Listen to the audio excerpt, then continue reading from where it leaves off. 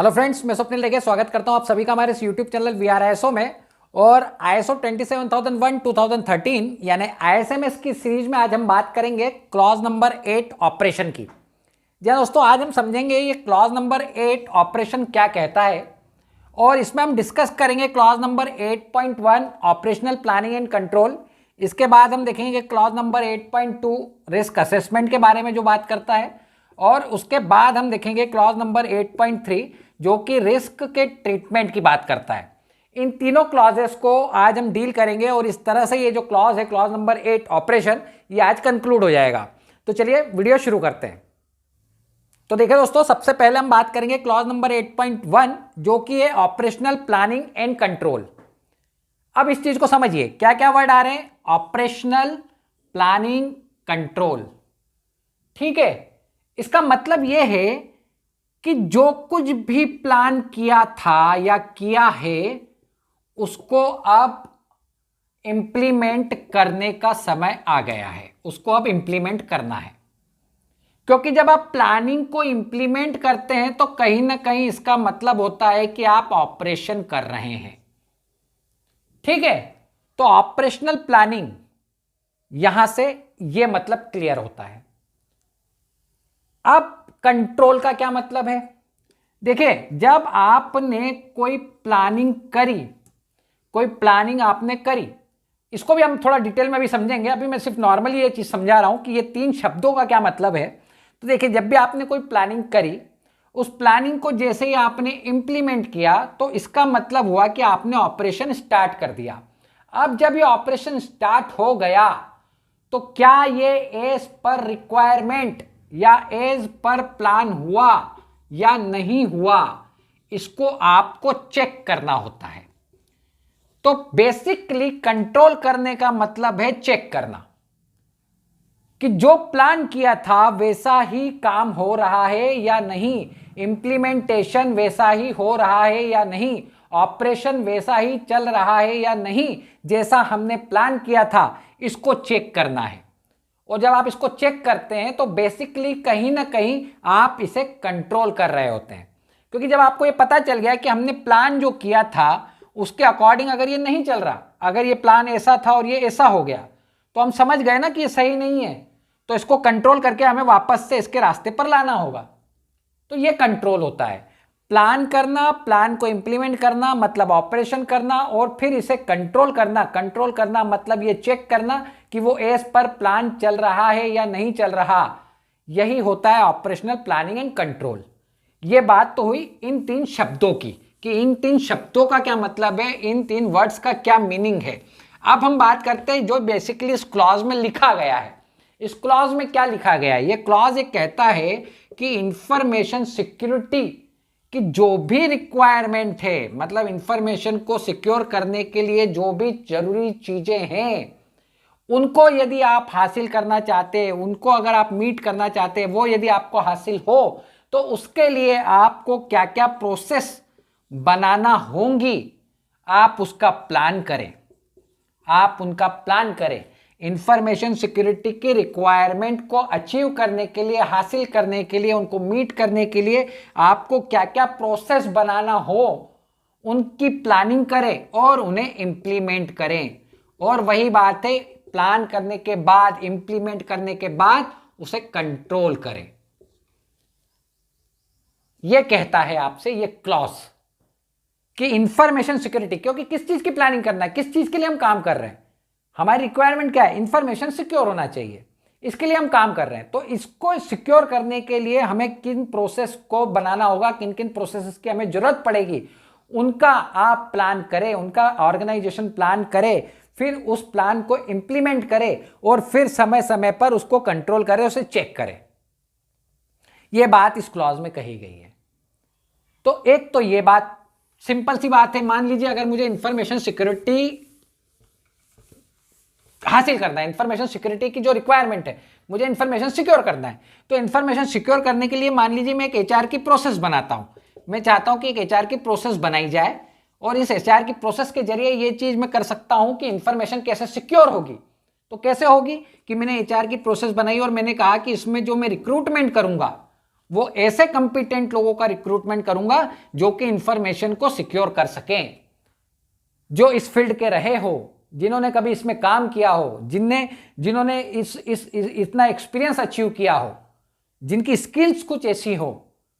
तो मैं एक ऐसी प्रोसेस बनाता हूं एचआर की जिसके जरिए मैं ये चीज इंश्योर करने की कोशिश करूंगा कि मेरी इंफॉर्मेशन सिक्योर रहे।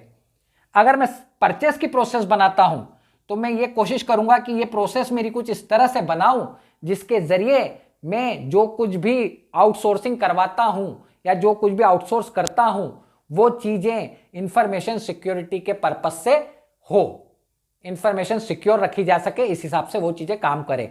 तो ये मैंने प्रोसेस बनाई। इस तरह की प्रोसेस प्लान करो, फिर उनको इंप्लीमेंट करो और फिर जरूरत पड़ने पर उन्हें समय समय पर कंट्रोल करो, उन्हें चेक करो। ये बात कही गई है। इसके अलावा एक और जो बात कही गई है वो कही गई है क्लॉज नंबर 6.1 के रिगार्डिंग।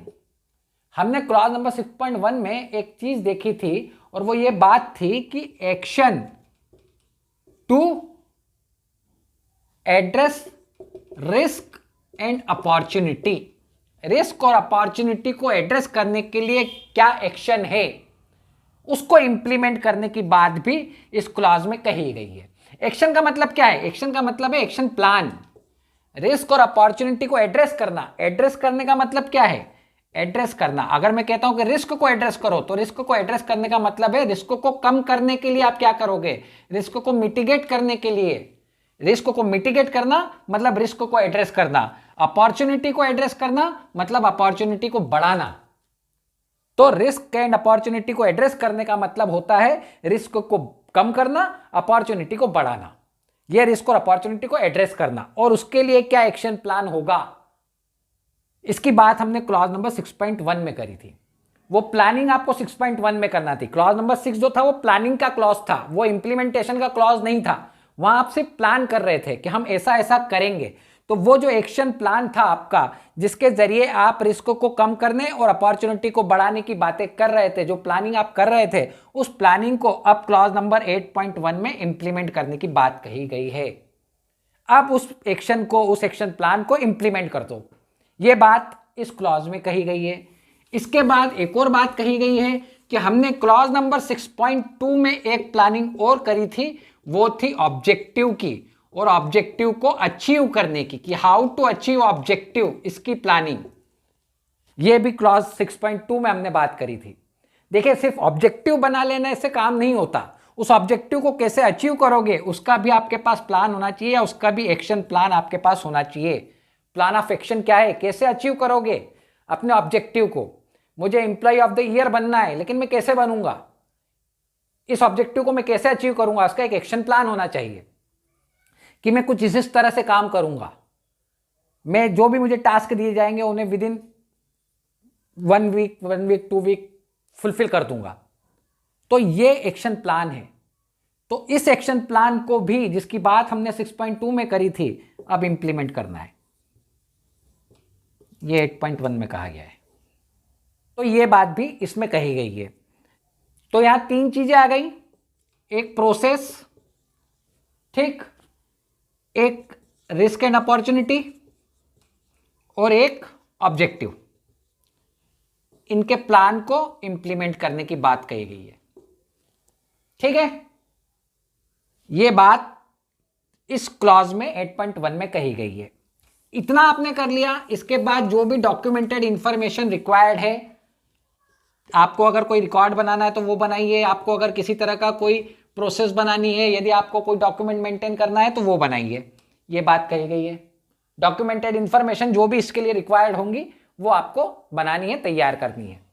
इसके बाद अगली चीज जो इसी क्लॉज में कही गई है वो ये कही गई है कि यदि कोई भी चेंज होता है, कोई भी चेंज होता है प्लानिंग में, अगर प्लान में किसी तरह का कोई चेंज हुआ तो आप उसे कैसे कंट्रोल करेंगे, इस चीज को भी इंश्योर किया जाए। ये काम भी आपको करना है। मान लीजिए पहले हमारा प्लान था कि हम नॉर्मल तरीके से सब सारे काम करेंगे, लेकिन सडनली कोविड आ गया, प्लान चेंज हो गया। अब प्लान चेंज हो गया तो हम कैसे काम करेंगे?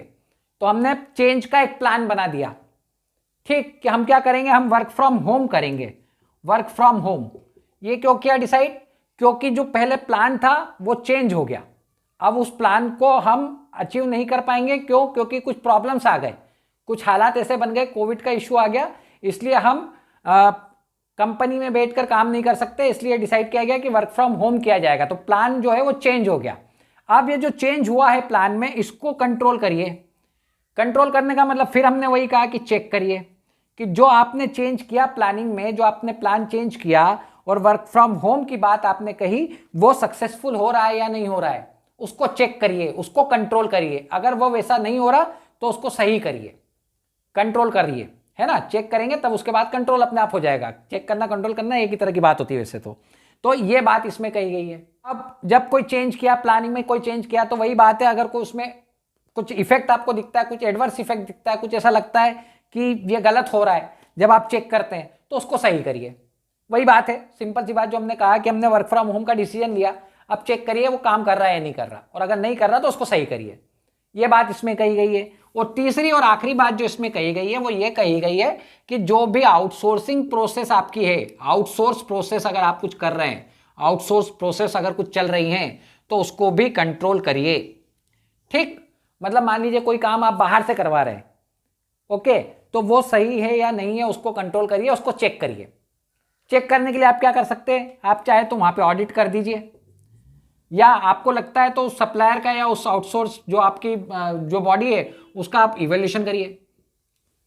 ठीक, तो ये तरीके हो सकते हैं आउटसोर्स प्रोसेस को कंट्रोल करने के। ठीक है, तो ये आपको काम करना है जो क्लॉज नंबर 8.1 में बताया गया है। मतलब प्लान करना है, उसको प्लानिंग जो है उसको इंप्लीमेंट करना है, उसको कंट्रोल करना है, उसके डॉक्यूमेंट मेंटेन करना है। ठीक, अगर कोई चेंजेस होता है तो उस चेंजेस को कंट्रोल करना है, और उसके बाद कोई आउटसोर्सिंग प्रोसेस अगर आप कर रहे हैं तो उसको कंट्रोल करना है। ये बात 8.1 में कही गई है। इसके बाद बात आती है क्लॉज नंबर 8.2 की। अब हम उसे देखते हैं। तो देखिए क्लॉज है 8.2, इंफॉर्मेशन सिक्योरिटी रिस्क असेसमेंट। मैंने शॉर्ट में लिख दिया है इंफॉर्मेशन सिक्योरिटी रिस्क असेसमेंट। ये अगर आप देखेंगे तो ये क्लॉज था 6.1.2। 6.1.2 में भी इसकी बात कही गई है, इंफॉर्मेशन सिक्योरिटी रिस्क असेसमेंट की। तो उसमें और इसमें क्या फर्क है? देखिए वहां पे आपने प्लानिंग कर रहे थे, वो क्लॉज जो था, क्लॉज नंबर 6 जो था वो प्लानिंग का क्लॉज था, तो उसके जितने भी सब क्लॉजेस थे वो सब प्लानिंग के अंतर्गत आते थे, मतलब प्लान करना है। ठीक, अब यहाँ पे बात सिर्फ प्लानिंग की नहीं है, अब इंप्लीमेंट भी करने की बात आती है। हमने बात करी थी वहां पर रिस्क असेसमेंट की, और रिस्क असेसमेंट का हमने पूरा एक वीडियो बनाया है 6.1.2 को लेकर। आप उस वीडियो को देखें तो आपको पता चलेगा कि रिस्क असेसमेंट कैसे किया जाता है। अब हम उस चीज को पूरा डील नहीं करेंगे क्योंकि बहुत बड़ा लंबा चौड़ा वीडियो था, उस वीडियो को आप देखिएगा। तो रिस्क असेसमेंट की जब बात होती है, तो जब आप रिस्क असेसमेंट करते हैं तो यहां पे ये क्लॉज 8.2 आपसे कह रहा है कि इसको एक प्लान्ड फ्रीक्वेंसी में आप करिए।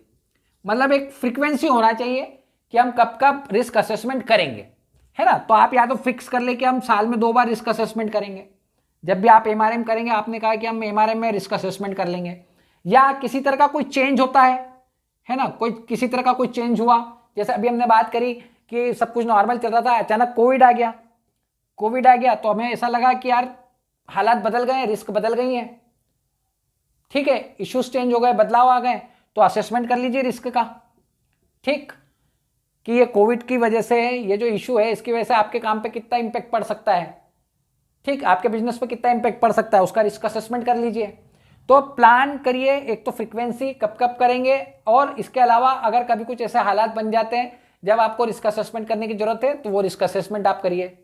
ठीक है, इसके अलावा ये तो सडनली आ गया कोविड, इसके अलावा हो सकता है कि कोई चेंजेस आपने खुद प्रपोज करके रखे हो कि अभी तो हम ये काम नहीं कर रहे लेकिन आने वाले समय में हम कुछ काम करने वाले हैं, हम कुछ नए क्लाइंट बढ़ाने वाले हैं, ठीक, या हम मार्केट बढ़ाने वाले हैं, तो उस समय फिर रिस्क असेसमेंट करिए।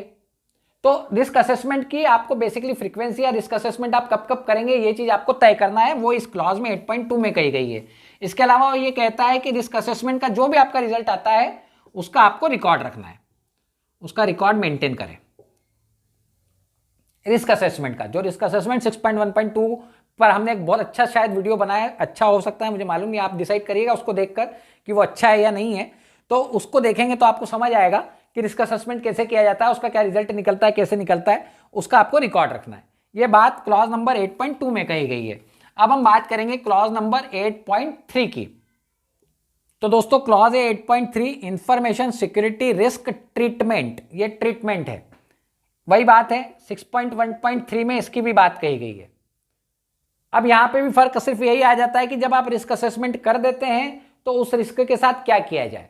उस रिस्क का जब आपको लेवल पता चल गया कि वो रिस्क किस लेवल की है, क्या वो रिस्क सिग्निफिकेंट है या नहीं है, या क्या इसकी कंडीशन क्या है उस रिस्क की, वो कितना हार्म पहुंचा सकती है हमारे काम पर, हमारे ISMS पर, उसकी बेसिस पे आप उसका ट्रीटमेंट करते हैं। ट्रीटमेंट को लेकर हमने बात करी है, 4 तरह का ट्रीटमेंट होता है, ठीक। या तो आप उसको रिड्यूस करें, या आप उसको रिटेन करें, ठीक, या आप उसको अवॉइड करें रिस्क को, या उस रिस्क को शेयर करें। इसकी बात भी हमने 6.1.3 को लेकर हमने जो वीडियो बनाया उसमें करी है, आप वो वीडियो देख सकते हैं, उसमें आपको पूरी जानकारी मिल जाएगी। तो ये रिस्क का ट्रीटमेंट करना है, इसका रिकॉर्ड रखना है, क्या रिस्क का आप ट्रीटमेंट करने वाले हैं उसका रिकॉर्ड रखना है, उसकी बात इस क्लॉज में कही गई है। तो जो 6.1.3 में जो हमने रिस्क ट्रीटमेंट डिसाइड किया था, उसकी जो प्लानिंग करी थी, उसको इंप्लीमेंट करना है, उसका रिकॉर्ड रखना है, यही बात कही गई है। उसका क्या रिजल्ट आपको निकल के आता है जब आप इंप्लीमेंट करते हैं, तो वो आगे की बातें हो जाती हैं कि आपको क्या उससे हासिल हुआ, जो आपने प्लान किया था कि यार रिस्क इस लेवल की है, इसके साथ ये करना है, अब आप उसे इंप्लीमेंट कर दीजिए 8.3 में, और उसके बाद आप आगे देखिए कि उसका क्या आपको रिजल्ट निकलता है, क्या क्या परिणाम उसका आता है, ठीक है। तो ये बात इस क्लॉज में, इस वीडियो में हमने करी, क्लॉज नंबर 8 ऑपरेशन में ये 3 चीज़ें आती हैं। अगला क्लॉज, अगला वीडियो जो हमारा आएगा वो क्लॉज 9 को लेकर आएगा, परफॉर्मेंस इवैल्यूएशन को लेकर आएगा। आज के लिए हमारा वीडियो यहीं तक है दोस्तों। वीडियो अच्छा लगे तो इसे लाइक करें, ज़्यादा से ज़्यादा शेयर करें। अगले वीडियो में आपसे दोबारा मुलाकात होगी, तब तक के लिए थैंक यू वेरी मच।